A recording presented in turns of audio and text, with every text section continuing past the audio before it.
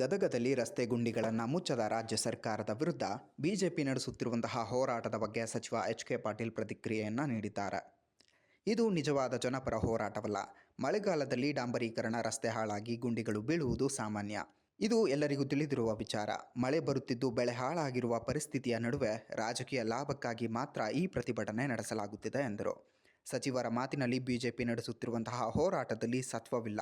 ಅದು ಕೇವಲ ರಾಜಕೀಯ ಉದ್ದೇಶ ಹೊಂದಿದ ಪ್ರತಿಭಟನೆ ಎಂದರು. ರಾಜಕೀಯಕ್ಕಾಗಿ ಪ್ರತಿಭಟನೆ ಮಾಡ್ತಾ ಇದ್ದಾರೆ. ಮಳೆ ಬರ್ತಾ ಇದೆ, ಬೆಳೆ ಹಾಳಾಗ್ತಾ ಇವೆ.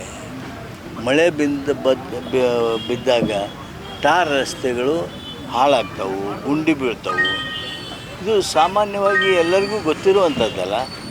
ಆದಾಗ್ಯೂ ಇದನ್ನು ಅವರು ರಾಜಕೀಯವಾಗಿ ಒಂದೇನೋ ಮಾಡಬೇಕು ಅಂತ ಮಾಡ್ತಾ ಇದ್ದಾರೆ. ಇದರಲ್ಲಿ ಏನೂ